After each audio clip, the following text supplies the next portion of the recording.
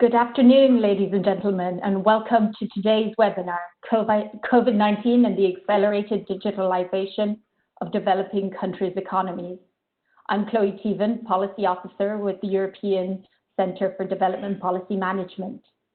This is the second of 4 webinars that DAI and ECDPM are holding, dealing with the ways that public and private responses to COVID-19 are operating and the impact on global development. There are 2 more webinars in this series. On June 29th, we'll have a webinar, How COVID-19 Calls for an Alliance on Financing. And on July 6th, we'll have a final webinar on building stronger health systems going forward. DAI is a global company implementing development aid in challenging environments with a long-term presence in more than 100 countries worldwide. DAI is currently leveraging its in-house expertise and multi-client experience to create synergies, share knowledge, and identify innovative solutions to the global COVID-19 crisis. The European Centre for Development Policy Management is a leading think and do tank working on sustainable development policies and practices. ECDPM has mobilized its expertise and key network in an effort to reflect on how best to address the challenges of the COVID-19 pandemic. This afternoon, we'll look at how COVID-19 is accelerating digitalization in developing countries around the world and how the EU and other development actors can adapt their digital approaches to better respond to the challenges and the opportunities posed by COVID-19. Even before COVID-19, digitalization was, of course, a really important policy area for the European Commission and for other organizations and governments around the world. The von der Leyen Commission has identified digitalization as one of its key priority areas, releasing several communications on this in February, including white papers on AI and data. Similarly, the AU was already in the process of developing the recently released Digital Transformation Strategy for Africa with the aim of developing a digital single market. Digital partnership was also one of the core areas of discussion in the EU-AU Commission-to-Commission meeting in Addis Ababa in February 2020 and was due to be one of the core topics for the EU-AU summit later this year. COVID-19 has further elevated the importance of these processes, both in the EU, the AU, and around the world. But it has also led to new digital solutions being developed to help prevent the spread of the virus, to offer online alternatives to physical retailers, and to propose new solutions for the post-COVID recovery. Both public and private actors in Europe, Africa, and across the world are making use of new solutions and adapting ideas to fit this new context. The virus has also provoked and accentuated some of the challenges in the digital sphere that were already present, including accelerating certain trends in digital surveillance and disinformation, and raising new issues in terms of regulating a swiftly growing digital economy. Today, our 4 guests will introduce some of the ways in which public and private actors are seeking to use digital tools to address the consequences of COVID-19, as well as posing some questions about how we can guide the shift to a better digital society. We will look at how the EU institutions are trying to integrate digitalization in their development cooperation, what kinds of tools can help the EU and other donors respond to the development challenges posed by COVID-19, how this moment can allow us to reimagine a digital society, and we'll explore a practical example of how tech companies can use innovative solutions to play a part in the post-COVID recovery. Each speaker will speak for 7 minutes, during which time we ask you to ask any questions that you might have for the speakers in the Q&A session, in the Q&A panel. After each speaker has spoken, we'll have 5 to 7 minutes for you to pose questions to those speakers based on the questions in the Q&A. We would like to invite people to actually ask their questions then on camera, but if you are too shy to do so, I will ask the question for you. So without further ado, I'd like to introduce our first speaker, who is Sandro Bazzanella, who's a team leader on EU digital projects.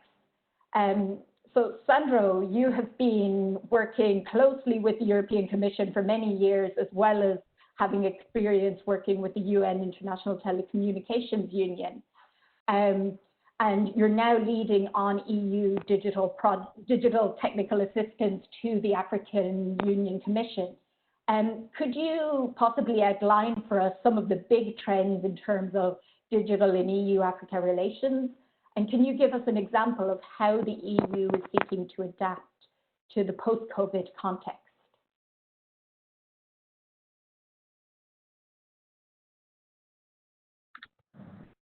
Do you hear me?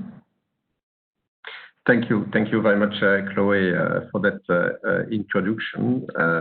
So yes, I'll try to, being the first speaker, to set a bit the scene of that interesting relationship and the move, I would say, from the classical telecommunication support that was in the EU development cooperation towards a more global on the central role given to digital transformation. So that therefore, more or less, the impact of telecommunication on other sectors and the opportunities, but also the disruptive effect that it has. And I will do that by obviously giving the overall scene. I'm not speaking here on behalf of the EU. I have a specific perspective because I'm the responsible of the EU technical assistance to the African Union Commission. And I will share with you that experience because the current project, which is called PRIDA, for Policy and Regulation Initiative for Digital Africa, is at the center of that, or at least the first example of that transformation. And that's relatively interesting, I think, to share with our participants where we stand now, because we are really at the crossroads. So perhaps next slide.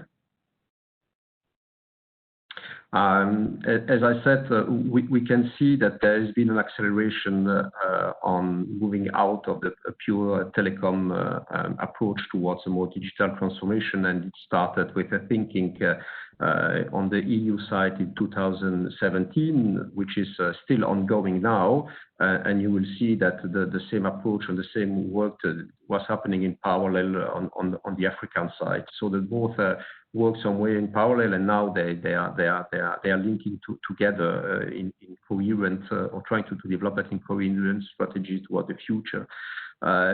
So 2017, that's I would say an important milestone in that EU thinking, and it was about a bit realigning the importance that was always given to the digital transformation for the internal market in Europe, and see what was the link and what was the interaction with development cooperation with partners and developing countries from the European perspective.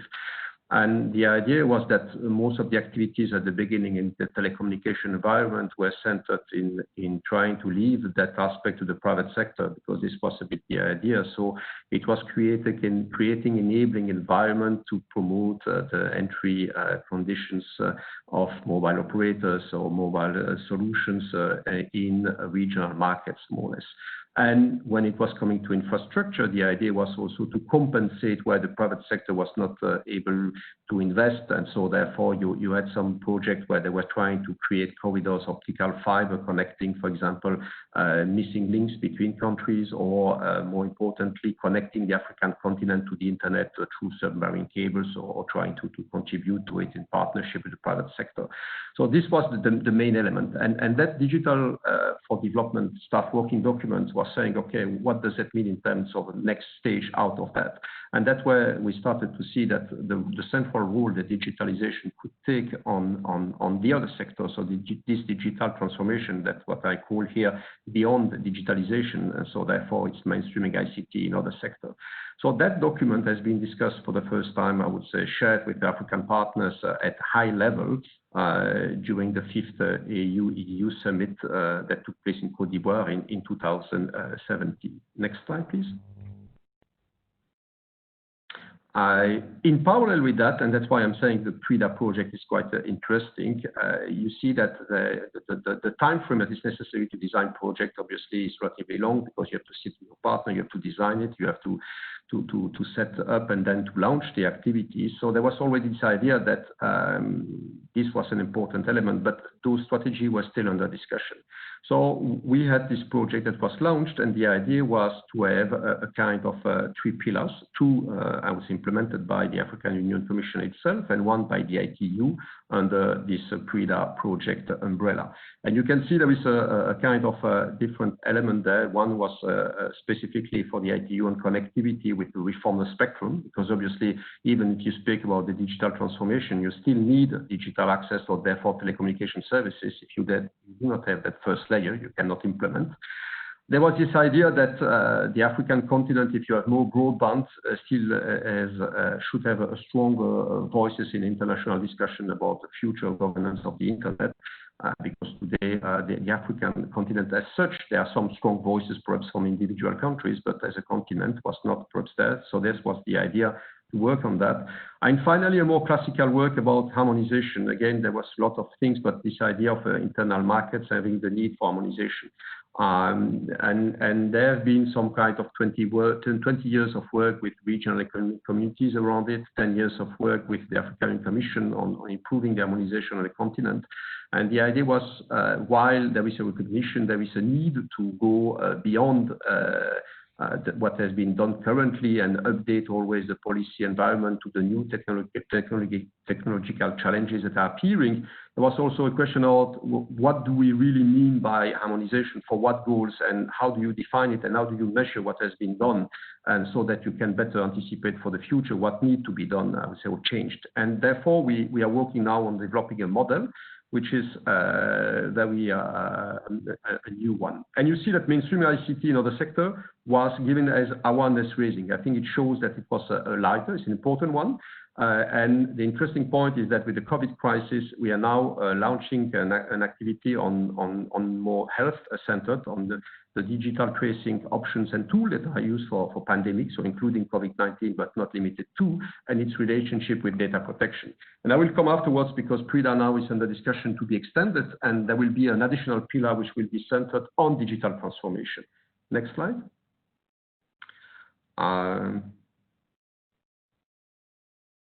Next slide, please. Yes, thank you. So you see that in parallel from the saying EU and Africa were coming together. This was mainly an EU thinking, as I shared at the beginning from this document. There was this digital task force that has been set together, and it was in close collaboration with the private sector. So the conclusion of rocket science, but I think what was interesting, it was the first time that you had kind of the thinking of the EU shared with the African Commission working itself with the private sector and coming with a series of recommendations there. At the same time, you had the new commission coming in, and there was a strong message that accelerated still the concept in December 2019, where President of the European Commission, Ursula von der Leyen, visited the African Commission 1 week after taking duty.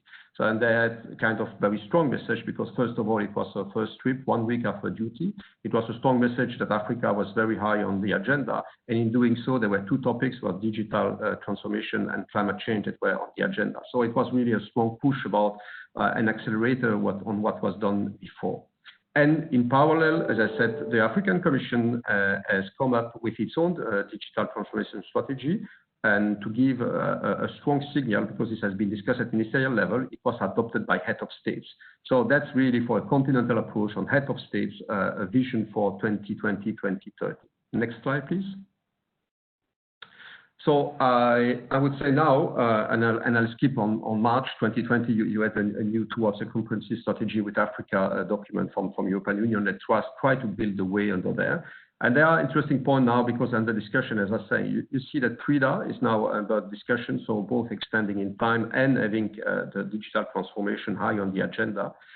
You have discussion on D4D up creation, which is also interesting, because it's the first time that we're discussing a collaboration, a structured collaboration on digitalization between the EU institution EU member state development agencies and the private sector. So I think that's quite an interesting dynamic taking place there, because before they were more working in parallel. And coming in the future, you have the preparation of the future EU budget. And it's clear that there are not a lot of discussion now on how to operationalize that impact. It's clear that digital transformation will be very high, but as we were saying, we are still on the crossroad, and it's still not all finalized on what does that mean concretely in terms of budget, but also on how to integrate what was done before at national, regional, and continental level. Because before in the past, those levels were more working in parallel rather than in an integrated aspect. And I think that's what is trying to be done there. And finally, in that, we have the Germany was taking over the EU Council presidency for the 6 coming months, and they put a central role for data and also data for Africa, which is currently under discussion.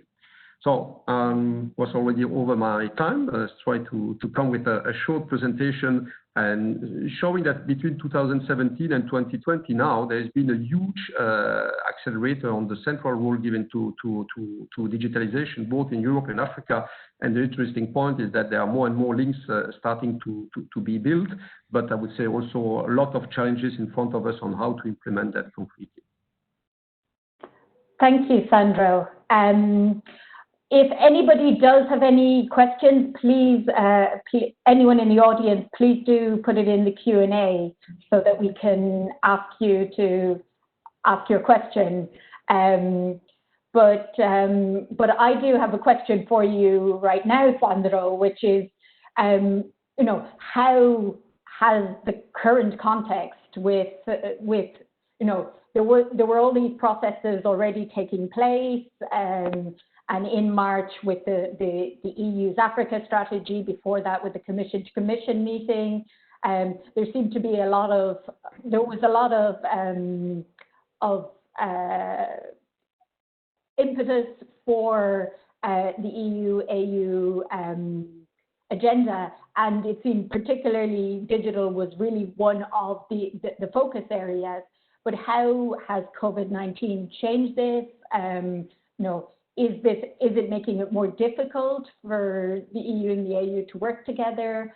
And are there any new projects that have really been implemented during this time in response to COVID-19? I think if you want that, COVID-19 for me has been an accelerator of the process. I mean that in terms of content, so justifying the central role that was given to digitalization for this, through, I would say, online meetings, remote work collaboration. So I think that it has been for many decision makers a good example on why digitalization was so central in any kind of activity. So that's the positive point. On the short term, I think that what I've seen, at least as I said, is that PRIDA now as an activity that is really starting now really on tracing application and relationship with data protection on COVID-19. What I've seen is that obviously from an EU budget perspective, there have been a reallocation of unfunded projects, and I'm not speaking here about the next EU funding to reallocate to more concrete COVID-19. So I think it has been a very important change, both in confirmation of the digital importance of the digital transformation importance, central role given to it, and also on short term on reallocation of, I would say, remaining unspent budget under the current budget, while reinforcing the importance for the future MFF. That's what I would say from what I see. But now there is still what I can see also as a challenge, but that's the issue for the digital transformation itself, is that it's mainstreaming ICT in other sector. And the challenge is that those sectors do not speak the same language. So there is always a challenge when you are coming from a digital environment in another environment, is which environment take over? Is it digital supporting the other environment or digital transformation? So how the two sectors, more like digital and the concerned sectors, are collaborating together. And I think there will be no one single response to it, but there will be plenty of challenges in doing so. Thank you very much. We have a question from Maria Elvira Zeman. Maria, would you like to ask your question yourself if you could put on your camera and your mic, you could ask Sandro your question.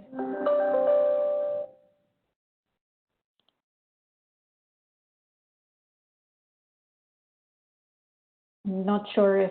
I can read it here. So yes. So the question is, in the digitalization efforts towards Africa, private sector was mentioned. Are there any efforts to focus on education specifically in the context of COVID? I would say so. Private sector has been taken on board with this collaboration with the digital task force. Now the question is, what will be the role of this, and how will the private sector collaborate in the future in those initiatives? And I think it's a question that's high on the agenda, but there is no clear response to me at the moment. And I think, as I was saying, this initiative about this D4D up is also a kind of response to it, because when you look to the digital task force that has been taking place, this is more as decision makers, it's high level. The D4D up, which is currently under discussion, is a tentative to coordinate, so EU funds, EU delegations also, development agencies such as GIZ, NABEL, LuxDev, IFD, together with the private sector also at a much more implementable level. And I think that's what I can see. Now, is it then specifically the question on education? On my side, I would say, but I'm very specific here also from the discussion with the African Commission. There are also discussions between education, but that I'm saying from a digital transformation, the two are not linked into a coherent strategy. I think that's a challenge that will come in the future and the coming months now. Okay, thank you, Sandro. I'm afraid we need to move on to our next speaker now, even though there are other excellent questions for Sandro now, but we'll try to get back to them if we do have the time. The next speaker is Krista Baptista, who is Senior Director at DAI Center for Digital Acceleration.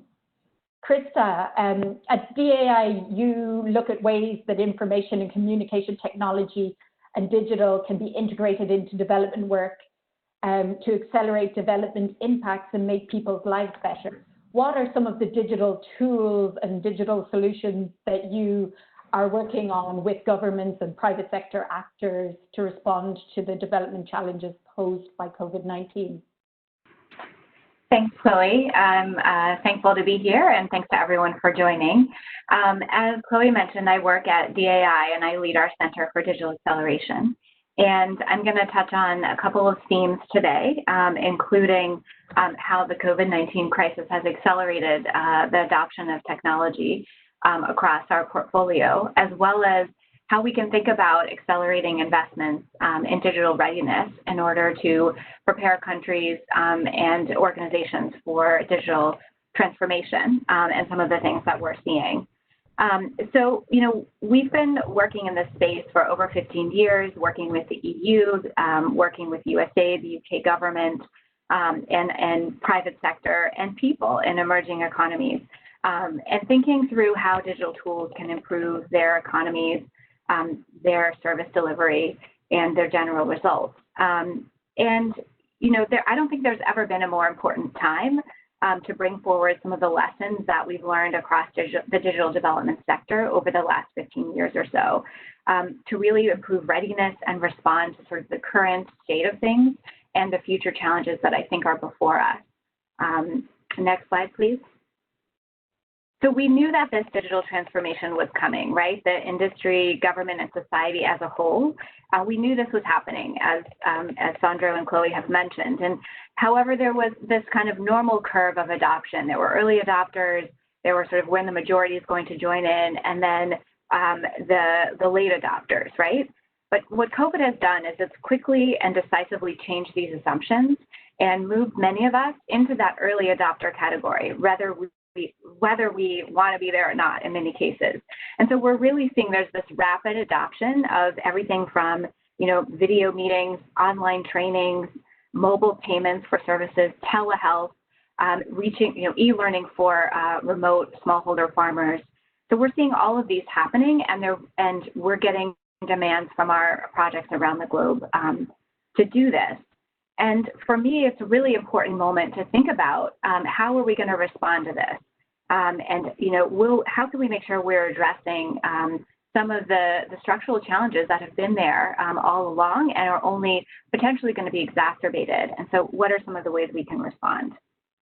When I talk about digital readiness, I'm specifically speaking about when economies and individuals understand how they can use the internet and digital tools effectively and how they can be prepared to use those tools for their day-to-day activities in a beneficial way. And so this is something that, we have an opportunity now to address again. In terms of the digital divide, the digital divide is something that's been around. We've been aware of this. The World Bank talked about this 5 years ago in terms of digital dividends and some of the benefits that digital and mobile services bring, and how those could be undercut by a digital divide. One example of this is the use gap between men and women. There's an average of around 25% use gap between men and women, and it's as high as 137% in South Asia and 43% in Sub-Saharan Africa. This gap exists across other groups as well in terms of refugees and displaced people, the disabled community. In the technology skills gap, this is based on some research that we've been doing with the UK government. This looks at how in better connected economies, the places where in the Western Balkans and a lot of kind of EU-focused countries, we're seeing that there's an engine of technology talent that's been cultivated over the last several years, but there's already a bit of a gap there just in terms of the numbers of people that have been trained and how they can meet sort of the current needs. And this was even pre-COVID. And then lastly, the trust deficit. This reflects people's beliefs about their capacity to determine the trustworthiness of information online and how to safeguard their personal information. And as more and more transactions are automated, more and more data is available about individuals, we need to be thoughtful and consider how we can address this trust deficit. Next slide, please. And so these changes, again, pose serious threats. As I mentioned, the digital divide really threatens to further exclude socioeconomically disadvantaged groups. Given that we're seeing an increased use of digital tools, and there's going to be a lag just in terms of how we can get more and more people online and ensure that they have high quality use and that we're not leaving behind underserved populations. And in terms of the technology skills gap, there's a threat here that the quality and quantity of skilled labor that's available to government and industry will not be available. In terms of making sure that curriculum and other training can keep up with what's going to be needed, given the way that COVID is progressing digital tools forward. And then lastly, the trust deficit threatens the legitimacy of technology platforms. 2019 was a year where we saw, all sorts of data breaches, all sorts of issues, and those things are real barriers to effective adoption and also to ensuring that we can keep individual data safe. And they also are a threat to traditional institutions and the programs that many of us work on. We want to make sure that that people are able to use these tools for good and that they're also able to trust the platform. Next slide, please. So the question that we've been thinking a lot about and that I've been thinking a lot about specifically is, how can we match this acceleration in adoption of different digital tools with an investment in digital readiness in order to accelerate in a really positive way and achieve the benefits that this transformation could bring.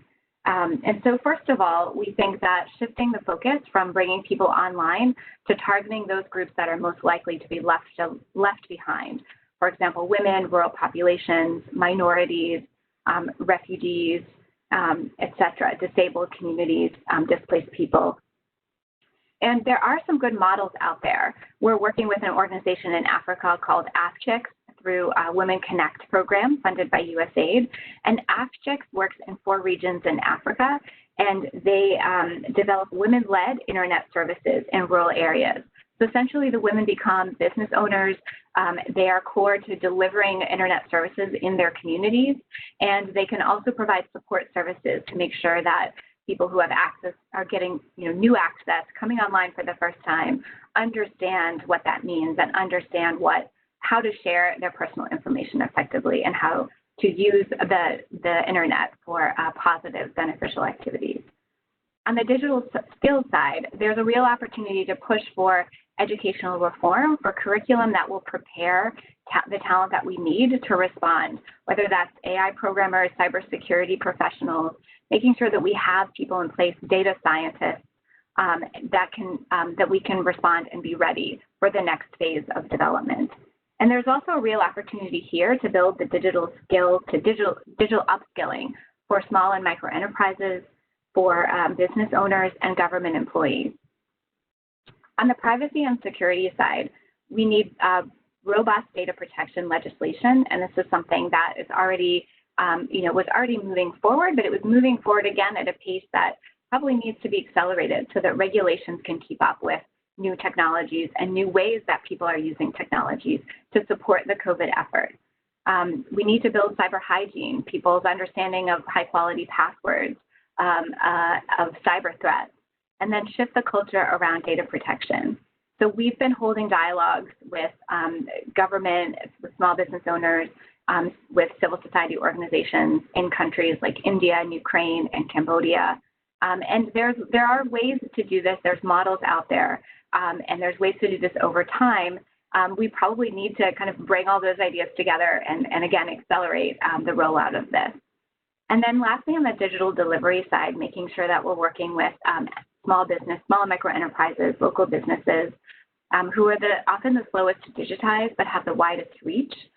So here there's real opportunities around everything from building financial payments that can support financial transaction payments, that can support government-to-person payments, that can support small businesses, education payments, insurance. There's all sorts of opportunities bringing tech entrepreneurs together with subject matter experts in this space.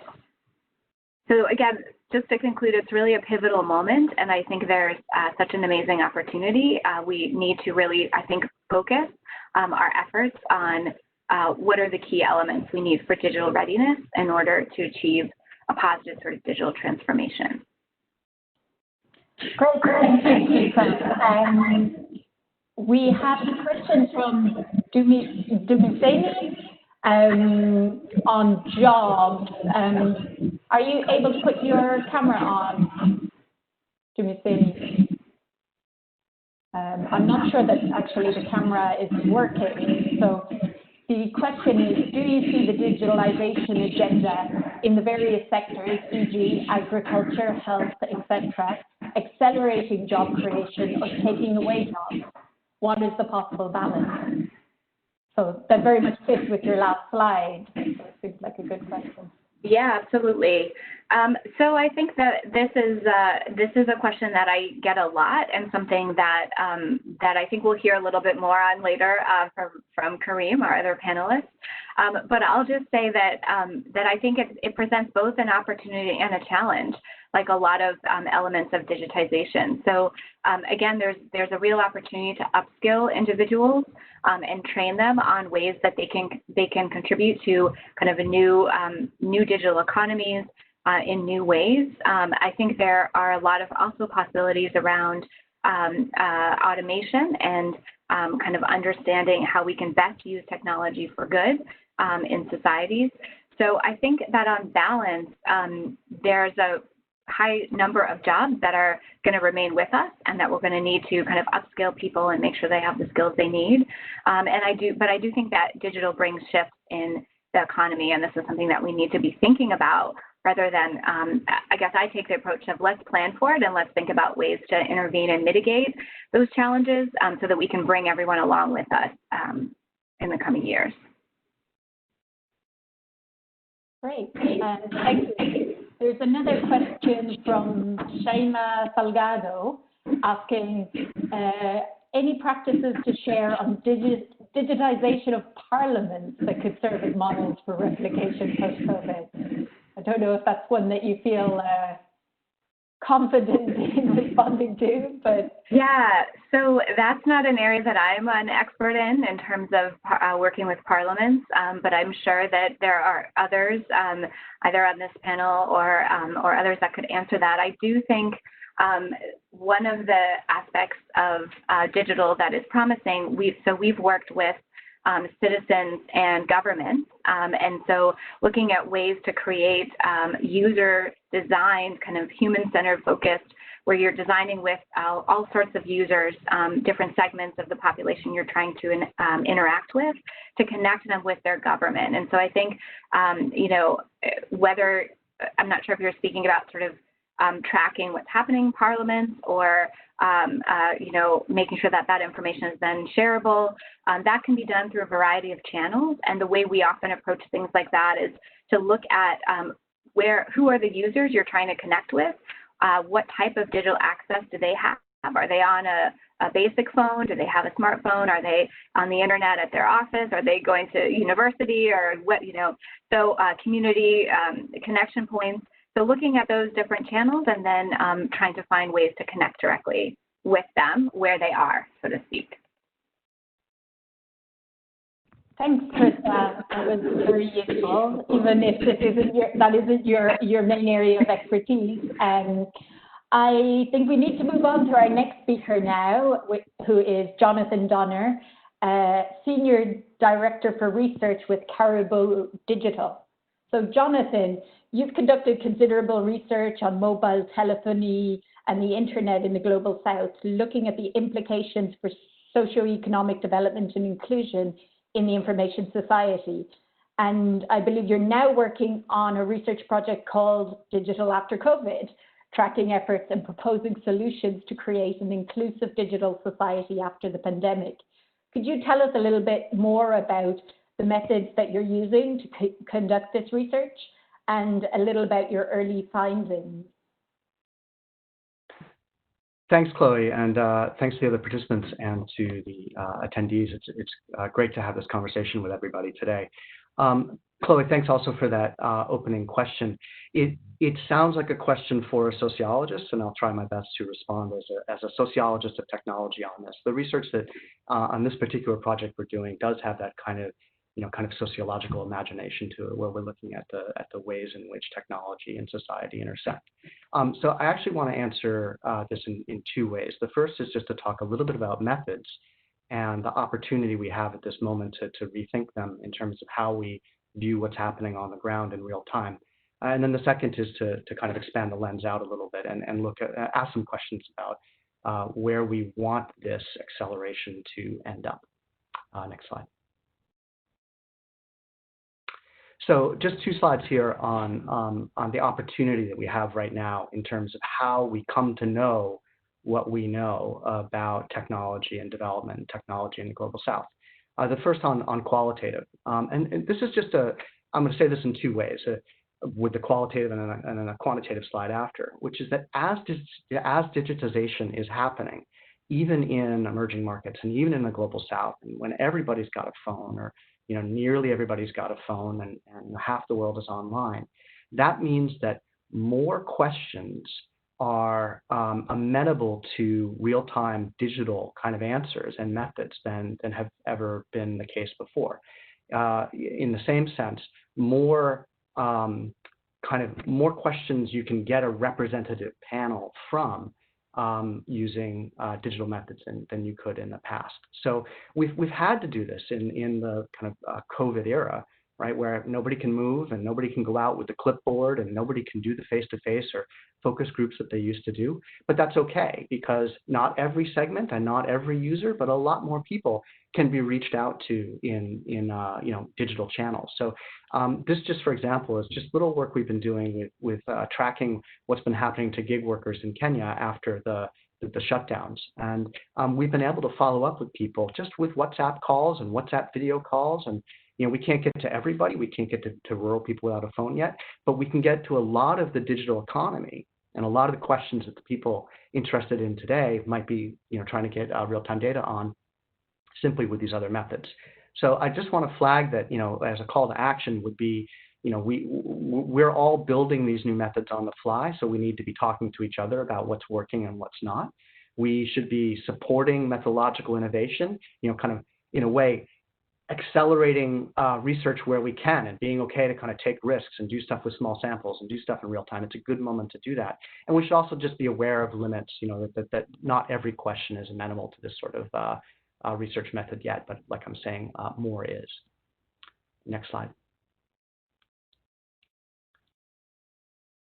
And so I'd argue that the same is actually happening in a quantitative sense, that it's not just being able to call people up on WhatsApp and talk to them about what's happening in their lives. That because almost by definition, the digital economy ends up throwing off trackable data. That's like the very nature of the digital economy, right? That means that we need to integrate that data where possible into our decision-making processes and our policy explorations about what's happening in the digital economy right now. So this is just another example. Caribou worked with Microsave Consulting in April on a very rapid turnaround assessment of the role of mobile money agents in Kenya, again post-lockdown. So we did the same thing we did in that other study where we used the WhatsApp just to call people and talk to agents, but we also were able to use a data tool that anonymously gathers transactions on the phone and aggregate it up in a way that we could see literally within a week or two what was happening to mobile wallets, how big the wallet was, how many transactions were being made, and the answer is fewer, and how big the transactions were, which meant more at a time. So we could see this kind of trend happening on the fly and get that back into the hands of people who I think weren't focused enough on the roles that agents were going to play in any kind of government to consumer, G2C kind of payment transfers or whatever. If you're not taking care of your mobile money agents, that kind of scheme isn't going to work. So just again, a plug for methods here more than the specifics of the finding. And the calls to action are exactly the same, that this is the time to gather best practices and support innovation and use this tailored where you can. Next slide. So, but the other point I wanted to make is much broader, and it's about the sort of what moment we're in. And in this case, it's really good to follow directly on Krista's talk. And I think that her framing of this is a moment with some challenges and some opportunities to respond, that this is an important moment, is spot on. And I just want to kind of amplify some of those points. This is a funny graphic I have that comes from space exploration, which is actually two planetary bodies kind of intersecting with each other and just showing that things can go in a bunch of directions when things interact. And I think that what's happening now in COVID is this moment where technologies and society are being kind of thrown together in new and very important ways at this moment. So we do need to be asking the questions, what is happening and what will happen? That sense of acceleration is clearly what is happening. But we should also be asking what should happen, right? And if we're going to utilize this moment as effectively as we could. It's because the norms are shifting right now just as much since March as they did in the last 5 years. So what direction do we want these things to take? The argument for policymakers is that kind of deliberate pressures applied now have a lot of kind of impact, and they can determine which direction that acceleration will take. Will it lead toward fairness and inclusion and shared community or not? So that's the spirit behind this Digital After COVID project. It's okay, you're on the right slide now, where all I've done is kind of bucketed these things into a set of four kind of broad societal transformations which are happening. And what I'm trying to do is track almost a sort of early history what's going on now. So I'll ask these four questions. The first is around online privacy and digital identity. The decisions that governments are making right now about how to track and what to track will have lasting implications. What are the pressures being put back on those governments to make the right decisions now? In terms of the shape of the economy and the centrality of the gig worker and kind of new future of work stuff, this is a very important moment for framing who's going to advocate for workers in the global south and what their digital lives will look like. Next slide. And this is my last slide. Just in terms of the sort of the public mediated democratic discussion and the role that news media plays in that, and the role that the social platforms play on that. This is a moment where decisions made by the platforms and by the governments kind of nudging the platforms will affect what online speech looks like and what democracy looks like in the long run. So we need to be quite cognizant of it at this moment. And finally, and similarly, the kind of digital economy in general, kind of how central do we want platforms to be in and in what kind of roles is a moment that we should be tackling right now. None of these things are particularly development challenges. They're kind of global challenges, but that's also important. We need to be thinking about everybody's digital future at the same time. Thanks so much. Thank you, Jonathan. These are some really interesting ideas to think on. And there was actually a question which I think Krista also responded to, but which I really feel does also add to these questions, is the question of how digitalization and climate change interact, and whether data storage, because data storage facilities and routers require a huge amount of power and cooling, which contribute to global warming. How do we take this into account? But I think at the same time, one could say that all of these WebEx and Zoom events are also leading to a fall in terms of our carbon footprint. So is that potentially also another of the big areas of the post-COVID era in terms of thinking about digitalization? I could answer first with the same modesty that Kristen used on a talk before, which is not quite. I don't publish on climate change, and so my answer here is a little bit less detailed. But it's an example of framing the question the way you want the question to be framed, and if you are including as important outcomes the sustainability of the planet, then that should be foregrounded in all our conversations about where we want digitization to lead. There are many variables which I think are cross-cutting. I mean, the power consumption of doing what we're doing now is important to measure. It's weighed against the travel distinctions and what happens with the productivity of the economy as a whole. So we need like food modelers working hard at this. But if those questions aren't in the model, they don't get answered, right? So this is the moment to be putting climate right in the model.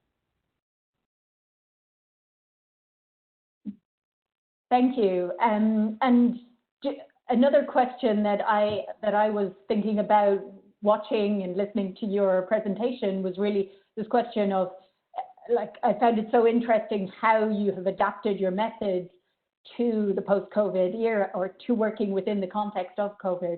And I was wondering whether there might be longer-term effects, longer-term consequences in terms of more and more people moving towards using these kinds of research methods. Do you think that's a possibility? I think it's an exciting time for science and for social science and for M&E and all of the kind of measurement activities that we do right now, because things are in some ways much slower. We're all stuck in our houses, but the sharing that's happening is remarkable. And that to the extent that we all get comfortable kind of moving more quickly and working with data kind of in as effectively as possible, I think that we're going to look back at this as one of those sort of step changes in how collaboration works. So it's an exciting time, and I don't think anybody's got exactly the right answers. There are whole working groups at, Google Sheets and things where people are trying to trade methods and stuff, but it's really exciting to see. Great, thank you, Jonathan. So moving on to our last speaker, Karim bin Humam is the Director of Operations at Skill Lab. So Karim, at Skill Lab, you've been using technology-based solutions to empower employment services, both in developed and developing countries, I believe, and helping them to better integrate job seekers into local labor markets. Could you tell us a little bit more about how COVID-19 is accelerating shifts in labor markets and how you envisage working with governments in developing countries to develop their workforce skills in the aftermath of COVID-19? Yeah, absolutely. Thank you, Chloe, for the introduction, and thank you also to the other panelists. I feel very fortunate to be a part of this panel, and I hope that I can provide some value by bringing the perspective of an organization like mine, which, as Chloe said, is sort of one of the organizations that's working on one specific sort of challenge that COVID posts, which is the unemployment and shifting labor markets. So maybe just by ways of a little bit of what's to come in my presentation, I'd like to begin by speaking to Chloe's first question on how COVID is sort of exerting increasing pressure on labor markets the world over, both in developing and developed countries, so to speak, highlighting the need for new approaches to make labor markets more dynamic and able to absorb these trends or the effects of these trends that cause shifting skill mismatches. And then to tell you a little bit about the approach that my organization has been taking to do that, as well as how we've benefited from partnerships with the public sector as well as other sectors, and what kind of initiatives have really helped us to get to where we are that can be built upon and taken lessons can be taken from in order to bring solutions like ours to other use cases to mitigate the effects of COVID, helping small startups like mine. So maybe to switch over to the next slide very quickly to give you a little bit of context about the work that my organization SkillLab does. We are a technology company that's really focused around a mission of helping communities who are experiencing either unemployment or underemployment, so to speak, are marginalized in their respective job markets.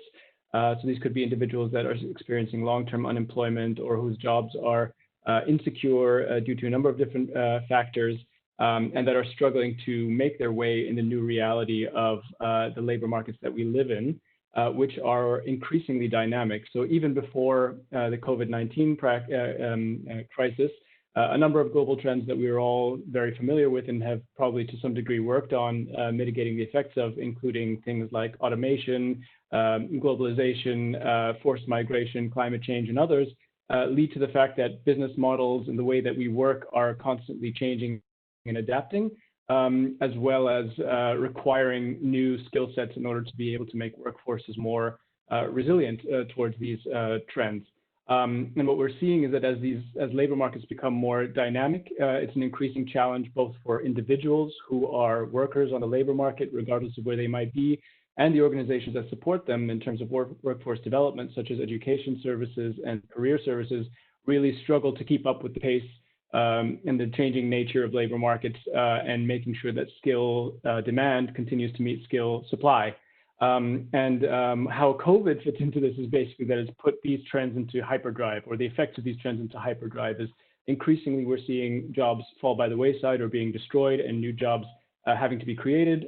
Business models and the way in which we work from day to day are changing rapidly.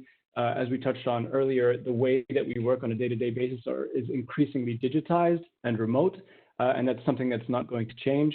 And so all those challenges of bringing people from the former state of wherever they might have been into the new reality of digital, automated markets and businesses is just multiplied by 100-fold under the conditions of the COVID-19 crisis. And so what compounds the challenges of trying to make labor markets more inclusive under such conditions are the fact that the traditional approaches, from our perspective, that labor markets use in order to upskill individuals and prepare them for or place them in jobs that are sustainable or provide long-term career opportunities are outdated and fail, in particular, the most vulnerable of communities. So what I mean by that is the traditional approaches of using signaling effects such as diplomas and titles and relying on the trust of employers on a resume, for example, don't meet the needs of individuals that don't necessarily have access to those kinds of education networks, the diplomas, the titles that others do.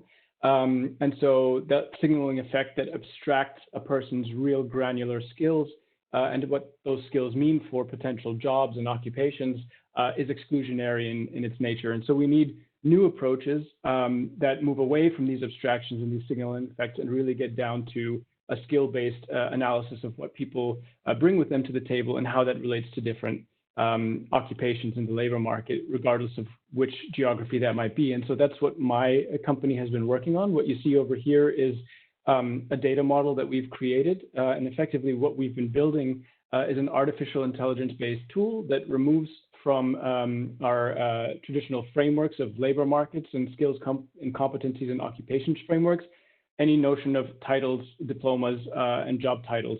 and think only in terms of skills. And so we've used AI algorithms to create effectively what we call a map of labor markets that understands in great detail, according to real on-the-ground user data, how different skills relate to each other, which allows us to be able to analyze and highlight transferable skills of individuals, to be able to facilitate their movement from one job or experience, whether that's a formal experience or an informal experience, to new opportunities in the labor market that are better positioned to be sustainable in the new reality in which we're living. And if we could switch to the next slide, please. That complex data model requires a great amount of design and sort of user-centered work to make it something that's usable for people in the real world. And so the solution that we've designed is effectively a skill profiling and matching tool that uses that artificial intelligence-based learning model to help individuals use digital platforms such as their mobile phones or laptops or tablets, if they have access to them, in order to be able to perform AI-guided skill profiling interviews. So what happens is that on the basis of skills frameworks that have thousands of different skills in them, a user can use our software to be able to create a very rich and dynamic skill profile that not only captures and documents what skills and knowledge they have, but also maps that to different opportunities for upskilling and for employment. So individuals can see how their skill set matches to specific professions, and also what skills they might be missing in order to be able to upskill for competitive jobs of the future. And on the same side, we develop interfaces for the service providers that support those marginalized job seekers. So those can be public employment services, private employment agencies, or also nonprofits, anyone who's working to help people relate their skills to their labor markets in order to be able to provide better, more professional and personalized career services. And so we've been working across multiple actors in the EU and increasingly beyond the EU to integrate this kind of technology into existing career and education service provision to marginalized communities, such as refugees and migrants, lower skilled workers, and people who have been laid off as an effect of COVID, for example. And if we could briefly switch to the next slide. I just wanted to highlight very quickly sort of the advantages of using technologies like the ones that we're building. And in particular, I'd like to say that digital tools like the ones that we are creating that are based on scalable learning models like the AI model that we've built, as well as being hosted in the cloud, really represent an outsized potential for impact at scale because of our ability to work across different contexts and different use cases. And so really what that means in effect is that because we are a cloud hosted service, we can work across multiple geographies. And that's what you see on the slide right now, is that we, despite the fact that we have designed our tool in the EU and are based in the EU, we're already in 3 different continents and can deploy very, very quickly and make sure that, you know, from one day to the next, if there's an employment service in, let's say, Peru or Colombia, let's say, that we can quickly meet the needs of job seekers that are looking to find jobs there without having to scale up large operations on the ground in that country. And just some examples of how this is used also in different sort of use cases. We're currently working, for example, with the International Labour Organization, who sees the benefit of using these kinds of transferable skill highlighting tools in Egypt and Jordan, not only for refugee and migrant communities with whom we've traditionally worked, but also with the host community in both of those countries, to be able to not only provide people with opportunities to find jobs that match their skill set, but also to be able to place them in the right upskilling opportunities as far as vocational training is concerned. Contrast that, for example, with some of the work that we do in Finland with private employment services that are focused specifically on migrants and citizens in Finland that are specifically affected by COVID and have been laid off in COVID.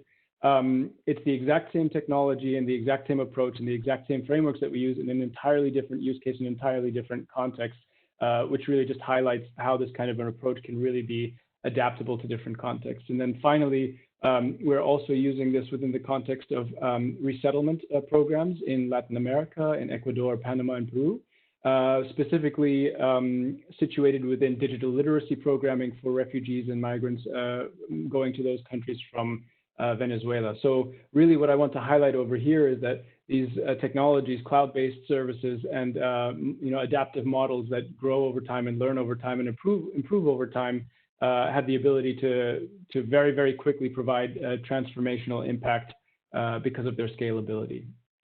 And if we could move to my last slide, please. I realize also I speak very fast, so my apologies, there might be some questions. But I'd like to highlight some of the ways in which a small startup like ours was really able to benefit from the support of public agencies and others, without which the work that we do wouldn't be nearly as possible and be nearly as scalable. And the first thing I wanted to highlight was the promotion of standardized models, specifically digital models. So part of the reason why that's important for us is that we base our models on standardized national or international competency frameworks, without which this wouldn't be possible. And so the European Skills, Competencies and Qualifications Framework, for example, is a digitized data set of what skills are required by different professions in the EU, which makes it possible for us to actually run this kind of a model in EU countries, for example. And as a matter of fact, it's proven very valuable even outside of the EU using that same model. The second way that we've really benefited very much from, in particular, EU actors has been facilitation of cross-sectoral partnerships through such things as events like hackathons. Recently, the EU ran the EU versus Virus Challenge, which brought together hundreds of actors across the EU, including startups like ours, specifically to hack together potential solutions around various issues related to the COVID-19 crisis, with the follow-on goal of connecting partners that could benefit from each other's work, which has really led to benefits from our side already in terms of developing new partnerships to bring this to the ground and add new feature sets that are locally relevant to actors that need the tool that we're working with. And then the last one, which I'd really like to highlight because a lot of the other speakers also touched upon this specifically, is digital literacy programming. A lot of the communities that we're increasingly starting to work with, outside of the EU in particular, such as in Latin America and the Middle East, are areas or are in communities that might lack access to digital platforms that are required for the use of tools like ours, as well as basic digital literacy that requires the effective use of those kinds of tools. And so what we've learned over the last few months as we have expanded to these communities is really that these kinds of programs with tools like ours are far less likely to be successful if they're not embedded in broader digital literacy related training. And so that's one of the things that we can't sort of promote enough, is the mainstreaming of ICT training and digital literacy programming in all kinds of programs as far as development work is concerned, whether that be workforce development or childhood education. It's all connected. And so with that, that's my presentation. Thank you very much. Thank you, Karim. So we have time for one quick question, and it actually comes from my colleague, Mariella Di Cuomo, who has asked, how is this approach received by governments and employers in different geographies? So, and also, how does the approach vary from one geography to another, was something I was also wondering. Yeah, it's a really great question. I think that it's funny at the highest level in terms of the concept of competency-based profiling and matching. The warmth of reception towards this kind of a new approach is universal, I would say, regardless of geography, regardless of let's say level of development of the country that we're working in. The challenge comes in the implementation. Every different actor sort of faces its own challenges on the ground, which could include digital access of the target communities to digital tools, for example. In other cases, it could be issues of mistrust of language, for example, or how well adapted a tool like this is to the local context. So it really varies. What is common across all actors is that the approach is one that's sound and direly needed. And I think that through the work that we're doing with actors like the International Labour Organization, which are specifically focused around generating learnings, around how approaches like this, which are demonstrating positive effects in places like the EU already, how they can be adapted and specifically for application in different environments. And we're just in the beginning phases of learning what it would take to do that.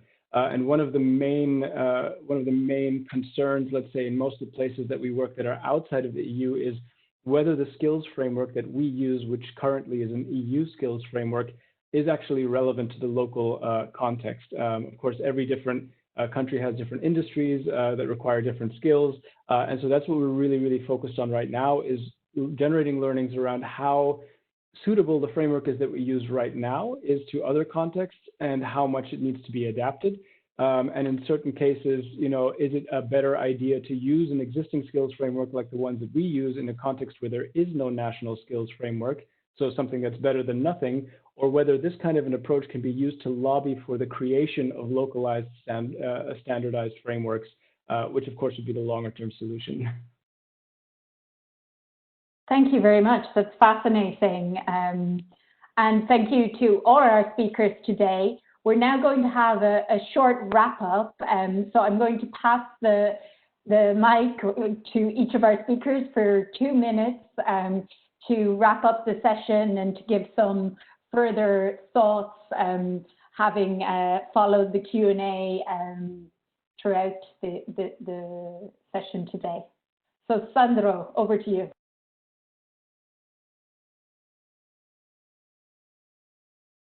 Sandro, you're still on mute. Okay, now, does it work now? Okay, thank you. I was just saying, so thank you. It was a very interesting presentation, series of presentation, and also I liked the format in which we were coming from different perspectives. Obviously, I was coming from more of an institutional one, and I think but as I said, it was interesting to see that both on the EU and the Africa continent, that's where I think the development of the collaboration developing toward digitalization will take place, or the most focus of Europe will be for the future. And we move out of the classical, now I would say, connectivity discussion that is still on the agenda, but towards the digital transformation. And I think the interesting point is that they try to have this, I would say, overall view that was missing before. And the challenge that we are in doing so, as I was saying, is to have different sectors discussing together, because while we all are happy with digital transformation, I think that was a huge challenge, because we are putting together sectors with a different way of thinking, and each of them will have a challenge to work towards the digitalization and taking the benefit out of it. But having said that, I think also that will have to be reflected in some way on funding, because obviously if you go towards digitalization and through those sectors, and you will need to have and to take into challenge the collaboration with the private sector in a much more dynamic approach than the classical connectivity approach. And I think this is something which is on the agenda. It is not translated in concrete terms yet, because it's quite a huge difference in how we collaborate and we do the work, but I think that's happening. In doing so, I think also we speak about Africa as one continent, but it's much more complex than that. The use of digitalization in Africa is totally different if you look not only between, I would say, region, but even between countries. And I think that's why we look at Africa as one continent. There will be likely, I would say, different parallel solutions to be drawn and implemented towards having that collaboration. And finally, on COVID-19, I think from what I've seen, there's been a confirmation of the importance of that digitalization potential for the future, and certainly on the short term, and more importance given to the health sector. What will be the impact of the selection of the sector for the future, for me, is unknown. And will COVID have a longer term effect? I think it's too early to say on that. Thanks, Sandro. Over to you, Krista. Thanks, Chloe. I would just underscore that I do think this is such a pivotal moment. And I do think there'll be longer term sort of impacts of COVID-19 with regards to digital. I don't know what they'll be yet, but I think we have the opportunity to help define the benefits that can come out of this crisis. By looking at matching the investment with this sort of acceleration in adoption, and again making sure that we're not leaving anyone behind, that we're addressing some of these challenges I think there are solutions out there. I think we have opportunities to learn from what we've been working on for the last 15 years or more, and really move forward and address the challenges that are before us. Thank you. Thanks, Krista. Jonathan. Just two things. Well, and a general thank you. This is just great and a pleasure to speak with everybody. So the first thing I'd say is it's really interesting and important to have all of these sorts of different perspectives represented as we're talking about this, and to have somebody, Sandro was talking about the sort of the importance of institutions and that kind of conversation that's happening, and to have that kind of on the same panel with Karim, talking about kind of what startups are doing, and the fact that these things are always in kind of interaction with each other, I think is just critical. And as digitization becomes bigger and bigger part of our lives, we're going to see kind of more of the importance of these kind of cross-sectoral conversations. So thanks for this being a little fractal of the bigger piece that we need to all keep doing. And the second point is a little bit to all the speakers, and just some of the things we're thinking about the choices we're making now. And that, as Sandro mentioned, kind of moving beyond the access paradigm into the kind of the meanings of connectivity paradigm, and what does it mean to be living in a digital society that one globe with everybody on it, means that our choices about those structures have to be kind of foregrounded and salient. We're not going to make the right choices just by running into digitization headlong. The more reflective we can be, and the more intentional we can be about including everybody, the better off I think everybody will be. So on that, thank you guys very much. Thank you, Jonathan. And finally, last but not least, Karim. I think that my takeaway, or sort of what I would like to leave you with, is very, very short and very, very simple. As somebody that's coming in from the perspective of a small startup, is that I am very glad to be here, and I would only encourage that in these kinds of events that you draw in more and more the participation of small organizations like mine that can be a part of this conversation. And not only to contribute our perspective, but also to learn from such distinguished members of the panel as I was fortunate enough to be on. Well, I would like to say thank you very much to all of our speakers today. I've certainly learned a lot from this event, and I'm sure that our audience has also. As I said at the beginning of the discussion, we do have 2 further webinars in this series. Next week on June 29th, we have How COVID-19 Calls for an Alliance for Financing. And the following week on July 6th, we have our final webinar on building stronger health systems going forward. So please do join us for those future events. And once more, thank you again to all of our speakers, and also to our partners at DAI for putting this event together with my colleagues and me. Thank you and goodbye. Thank you, goodbye. Thanks everyone. Bye-bye. Thank you.